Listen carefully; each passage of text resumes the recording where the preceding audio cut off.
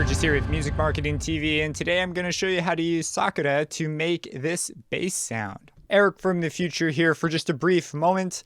Our friends at FL Studio have actually offered to generously give away 5 serial codes of Sakura. So stay till the end of the video to learn how to enter that giveaway.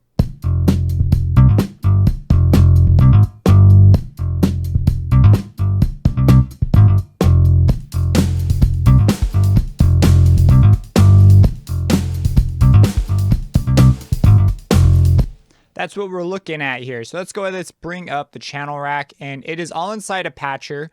I will provide the patcher patch in a download link or something.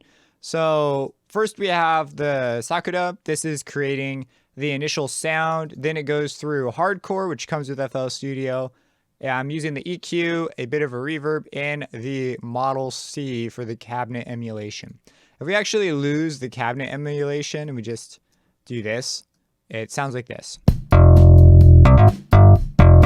So that's what's coming out of Sakura, and then that's being fed into here, and you get that nice, lovely sound. It's also extremely versatile. Like, for example, if we just move the resonating models here, it's physically modeled. So we have all these different resonator controls. If we move the first 3, they have a very large impact on the tone that we get.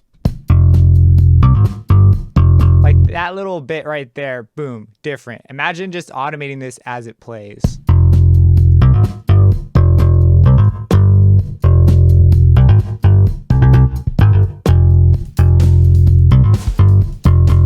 And so there's a lot of possibilities here. We're going to go over the synth and how to get to a point where you have something like this so that you can go ahead and write out your sweet bass lines, and you could consider more advanced stuff such as moving the resonator controls while it's playing to create more dynamic bass sounds. So let's go ahead. Let's first take a look at just the general settings, and then we're going to start from scratch and make something similar to this. Okay, so there's like 4 or 5 basic areas. We have an exciter over here. This controls basically the click is how I look at it. So this is like the click of the initial hit, whatever triggers the string. We've got 2 strings, and their controls are over here. So we've got some string controls. We've got some distortion controls for saturation and overdrive, which I have both off for this case. Effects are along the bottom. We have a modulation matrix. And then over here, we've got our filters. And it's interesting to note they are high cut and low cut. They're not high pass, low pass. I'm constantly getting this backwards because I'm used to always seeing the high pass and low pass, but they're not that way. We also have in the center here basically all the major controls for how the 2 strings interact. Things like damping, how fast the strings stop resonating, stop vibrating, those kinds of things. We've got some feedback controls, and then over here we've got these resonators that basically physical modeling to control different, I imagine, modes inside of whatever body's resonating. I don't know. The resonators, okay, and you can move them around and tune them and bring up different feedback levels to create different textures, and they can sound really cool. Most of the time, the first few are going to have a big impact. If you're making pads and stuff, you'll find yourself going more into the latter ones as well, probably. And then a bunch of ADSR stuff, all that good stuff. And the other big control we really want to look at here is these plus minus switches, just basically control some phase madness. It's a little more complicated than that. I don't know entirely how they work, but essentially it's always worth checking it when you flip them, what they do, because a bunch of phase relationships will start switching around. So for example, if we were to play it now,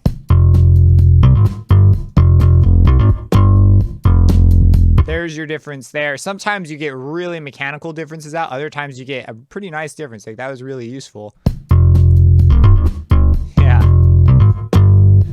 So these are always going to be things that sometimes you might be surprised at how different they work. So let's go ahead and create something from scratch, shall we? So we're going to grab a patcher, and I'm doing it in patcher so that we can save the entire thing as a single preset instead of having, like, you know, the effects in the synthesizer separately.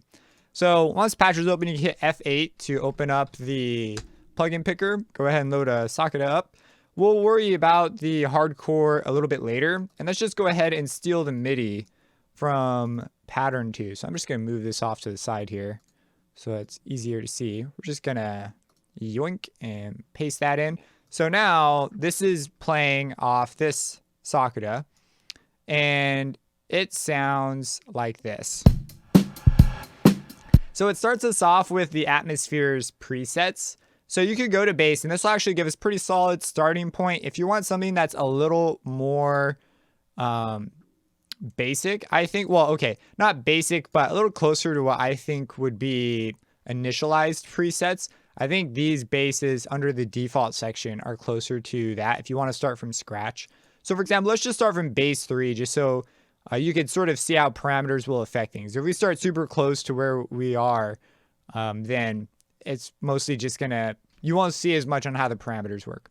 So let's go ahead and just start here. So that's what we have. Let's just go ahead and keep it to the pattern for now. So for this, okay, so we've got a couple of things we want to look at here. First, let's check our effects. Let's turn all those off. So delay, reverb, you guys can be off. That's what we have.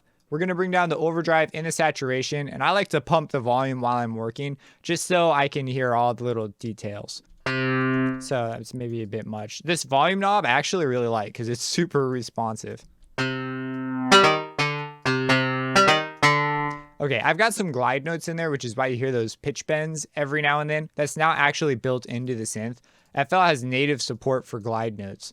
So if it's an FL synth natively, when you put these notes in that have these little triangles in the corner, you do that by hitting the little triangle and then putting a note in. It'll actually cause the note to glide down to that pitch. And so I'm taking advantage of that in case you're wondering where these like glides are coming from. So it's not coming from the synth itself. It is, but it's not like the commands coming from there. So, okay, we've got this all set up. It's also worth checking out what they have their modulation matrix already set to. So looking at this, so if the top's not connected, we don't really need to worry about it. So for example, we've got this thing that says a level, but if we play it, it doesn't do anything. It's not being driven by anything. So these ones, this connected to the pitch wheel, that's fine. Key number, that's fine. We're gonna go ahead and remake a few of these to do something interesting. Actually, they've already got the one I'm interested in. So velocity and high frequency cutoff, we're gonna come back to this. This is great for having it so that if you play lower velocities, the click of the bass, the initial hit, is going to sound duller, so you can get different picking styles, I guess, out of it. It's not really, it doesn't really sound like picking styles. It just sounds, I'll show you when we get to it, and you can make up your own mind about what it sounds like. So, okay, let's check out this first high cut. Let's just bring that all the way up. Let's bring the low cut all the way down. So there's no more filtering going on. That's an important one. Check our distortions. Those are off. All right, let's take a look here at the string ratio. So we've got 2 strings, and right now over on the stereo spread, we want to keep it smack dab in the middle, so it's mono, because we're going to be doing a bass. And we've got this ratio. This is just how one string is related to the other. So let's do 1 to 2, 1 to 3, or 1 to 4. I settled on 1 to 3 before, but I did experiment with some others. So this is just going to play one of the strings 4 octaves lower. I'm going to settle on 1 to 3 just because I had that before. Again, we could check out the phase flips. You can get, there's an example of something that's a little more wild coming out of just what you would think would be a pretty normal thing. That's because it's related to physical modeling. So there's more going on here than just phase flips from what I took away from what I was reading about what these do. Because I'd really tried to figure out like exactly what they did, and it wound up being physical modeling stuff. So just check them out, just see what they do. We've got decay, how long they decay for. So let's bring these down. And then we've got our damping section for each string. We're going to go ahead and bring these down. So if you have them really high, they're going to damp very quickly. And you can actually get a pretty good idea of what the exciter is doing with this. So we go to noise versus click. That's click. So we're going to go ahead. We're going to sit right here somewhere around the middle. It is worth, and specifically when you're doing the bass sounds, to check these out. Another thing we're going to come in and do, let's also dial these back to something a little longer. Okay, cool. We're going to come in, we're going to turn off these resonators. We don't need them. We'll maybe keep the third one, and we'll put it on a much lower frequency and sort of tune these around somewhere. Just to give you an idea of what these do. And you can also introduce some feedback on these. Now this can get really ringy, so you want to be careful. There's definitely a spot where it's too much, for example. But this will make it clear what it's doing as we move it.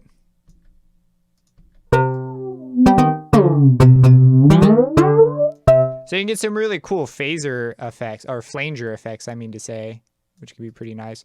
I'm going to dial this one back a bit, just sort of put these at some random position. We'll come back and fine tune it as we get a better idea of where we're going.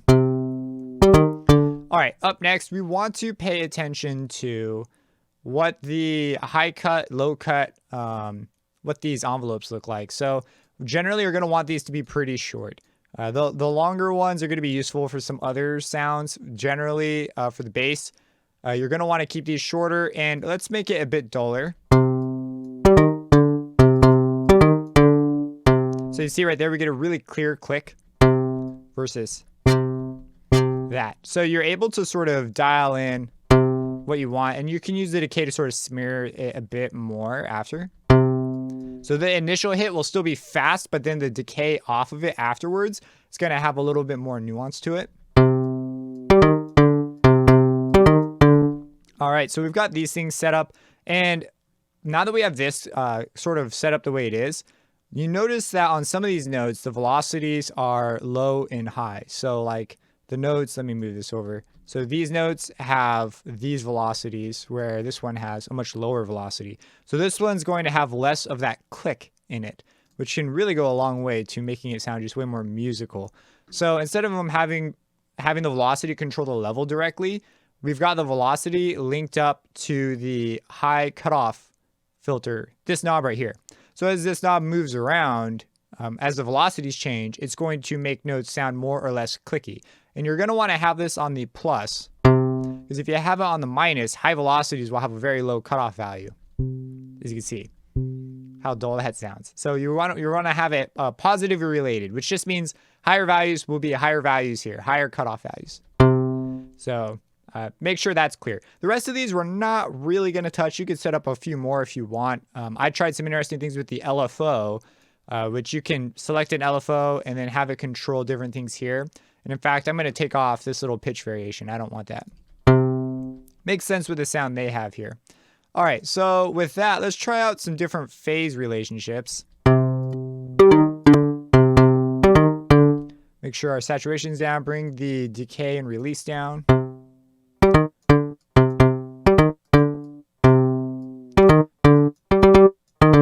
Have this sustain probably all the way down. We just want the decay and release.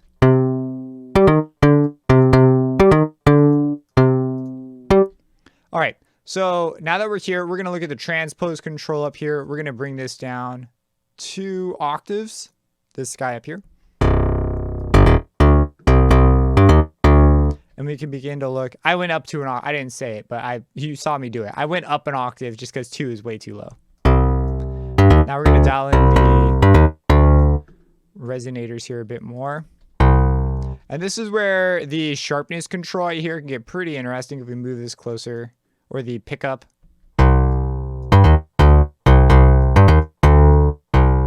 And for the mix, we're going to go to string 2. Let's hear what string 2 is doing. So this is the lower octave. And in fact, let's go up. Let's go up back where we were. So this is going to mix between our string 1 and string 2. One is at 1 octave, the other's 3 octaves below. So we look at our attack.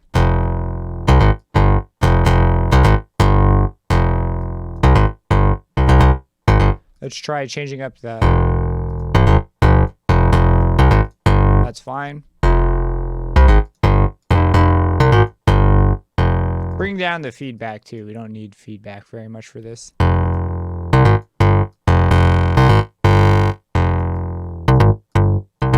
So this is the amount control for the damping.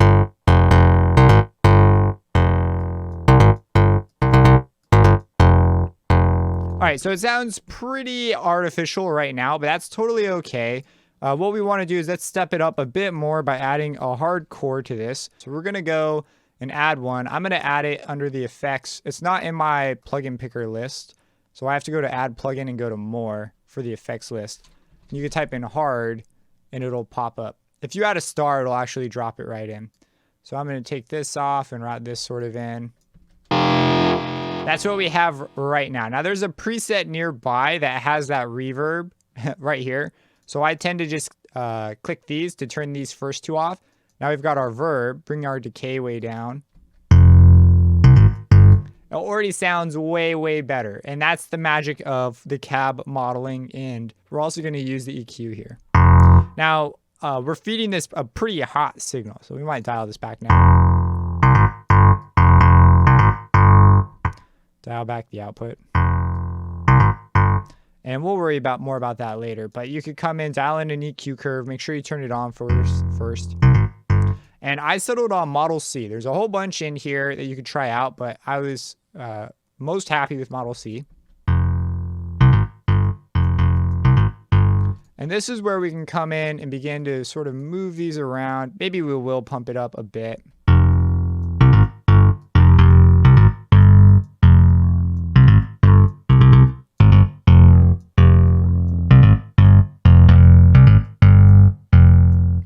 So you could sort of fine tune these. I've already gone through this process for myself, so I'm just gonna sort of leave that to you. Again, now you can begin to mess with more of the click sounds. Maybe the amount you can begin to come in and sort of make second decisions. Pretty much all the same steps. You just keep doing them until you get to exactly what you want. It can be a little work sometimes.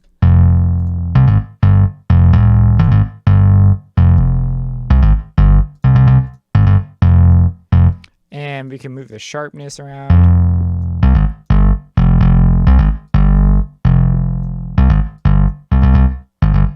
And slowly but surely, you'll begin to edge your way towards something. This kind of stuff can really just take a long time to fine tune and get it exactly where you want.